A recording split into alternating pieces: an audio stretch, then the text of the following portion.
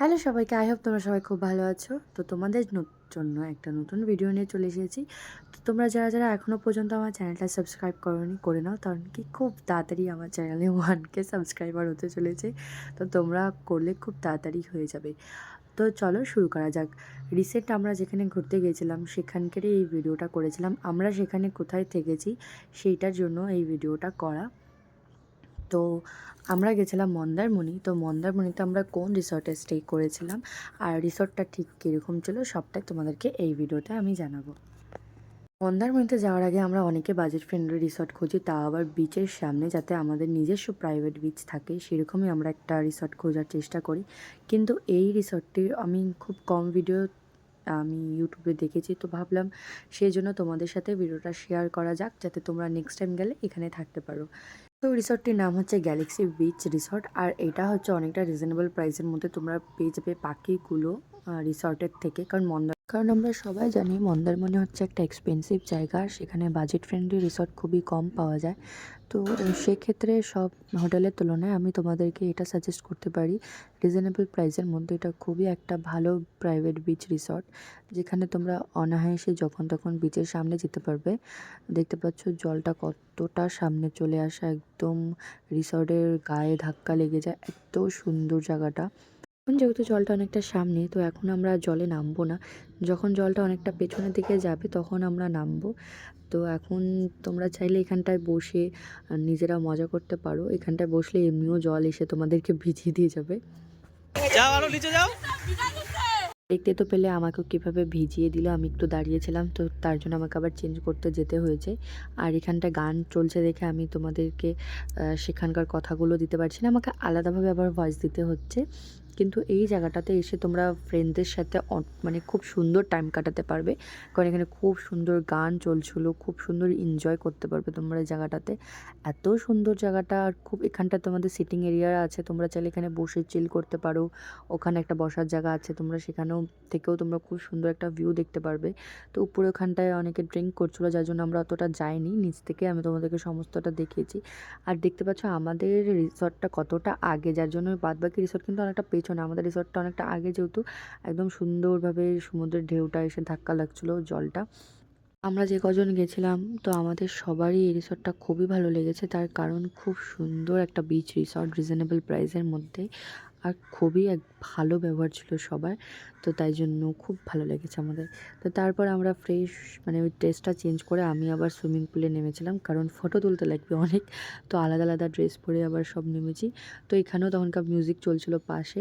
তো তখন আমি আর প্রীতমই ছিলাম, আর খুবই মজা করেছিলাম আমরা সুইমিং পুলে। দুজনেই ছিলাম, কিন্তু দারুণ মজা করেছি।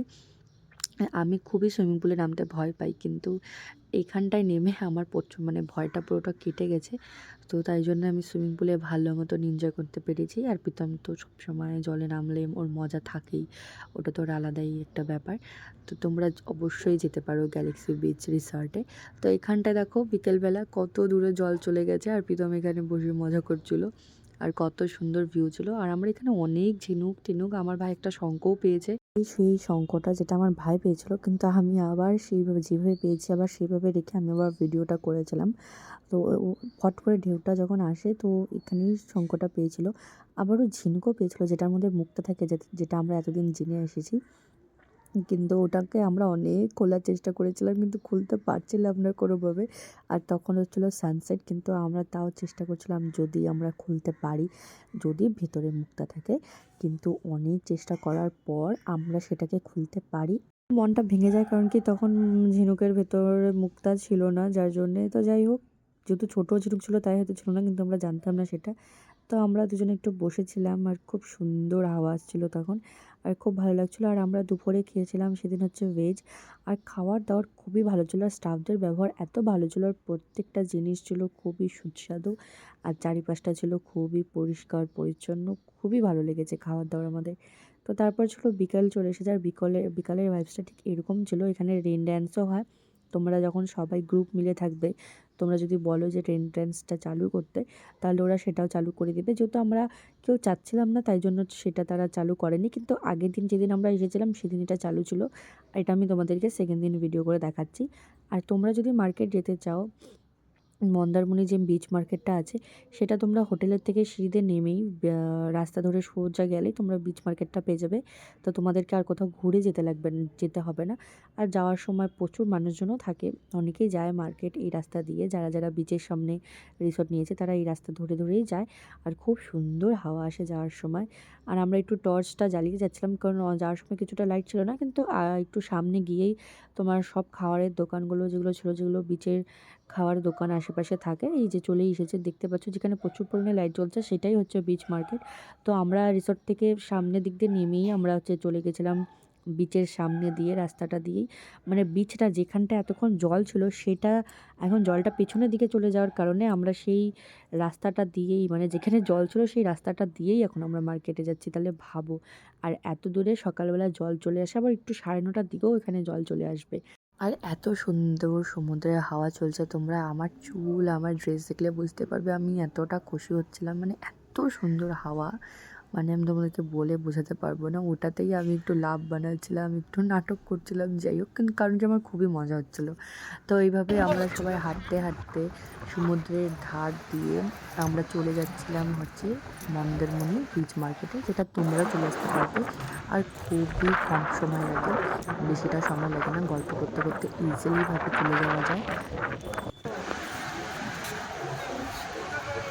তো বিচ মার্কেটে আমরা চলে এসেছি। আর যেহেতু স্পাইরাল পটেটো খেতে আমার প্রচণ্ড পছন্দ, তাই জন্য প্রথমে এসে আগে একটা খেয়ে নিলাম। কিন্তু আমি খুব শকড হলাম, স্পাইরাল পটেটোর থেকেও বেশি টেস্টি হচ্ছে কাঁচা কলার যে চিপসটা করে দিচ্ছে, ওটাকে কি বলে সেটা আমি জানি না। সেটা আমার মা খেয়েছিল, তারপরে মার থেকে আমি ওটা খেয়েছি, এত টেস্টি ছিল না বলার বাইরে।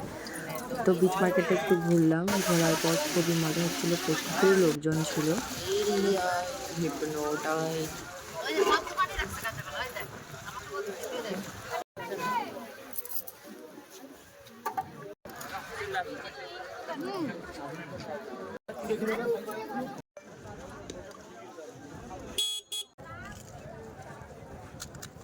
মন্দারমণি বিচ মার্কেট, যেখানে তোমরা পার্লের সেট পেয়ে যাবে, আর জামা কাপড় পেয়ে যাবে, ঘর সাজানোর জিনিস পেয়ে যাবে, ব্যাগ পেয়ে যাবে, মানে অনেক ধরনের জিনিস আছে। দাম বেশি সব কিছু, কিন্তু তোমাদেরকে অবশ্যই কিছু কিনতে গেলে বার্গেনিং করে কিনতে হবে।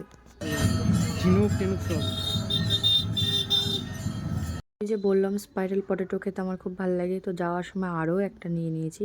ও আরেকটা স্পাইরাল পটেটো ছিল না, কিন্তু এটা ছিল কাঁচা কলার চিপস।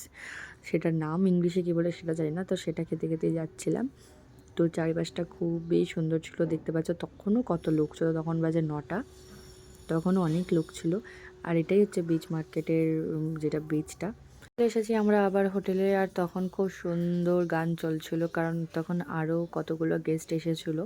তো তারা তখন ওখানে খুব সুন্দর সুন্দর গান লাগিয়েছিল। তো সেই গানগুলো তো আমাদের তো আর শোনানো যাবে না, যাই হোক। গুলোতে রাতে লাইট জ্বালালে খুব সুন্দর লাগে দেখতে। তো বাঁ হাতেরগুলো হচ্ছে ডিলাক্স, আর ডান দিকে ছিলাম আমরা, যেগুলো হচ্ছে নর্মাল ছিল, এসি রুম। আর এটা হচ্ছে খাওয়ার জায়গা। তোমরা রুমে খেতে চাইলে তোমাদেরকে রুম সার্ভিস দিয়ে দেবে, কিন্তু আমরা ভাবলাম যে এখানেই খাই। তো সেই জন্য আমরা এখানেই খেয়েছিলাম। আর রাতের খাওয়ারগুলোও খুব দারুণ ছিল। তো রুটি তরকাটাও খুব দারুণ ছিল। আর রাতের বেলা এত সুন্দর হাওয়া চলছিল না, কি বলবো তোমাদেরকে।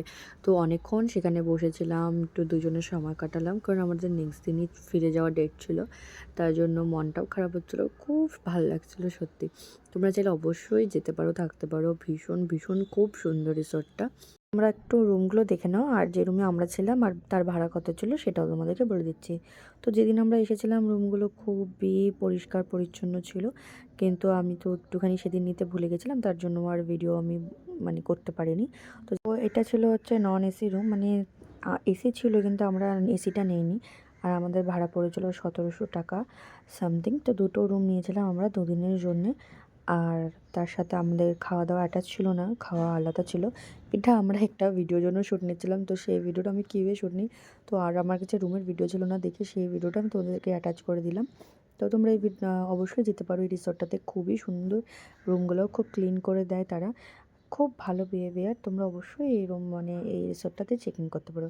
তো ভিডিওটা ভালো লাগলে like comment share subscribe my channel. তো দেখা হচ্ছে পরের ব্লগে। আর যেগুলো ডিলাক্স রুম সেটা দেখাতে পারিনি, তার কারণ প্রত্যেকটা রুমই তাদের বুকিং ছিল, সেই জন্য দেখাতে পারলাম না। তো টাটা, দেখা হচ্ছে পরের ভিডিওতে।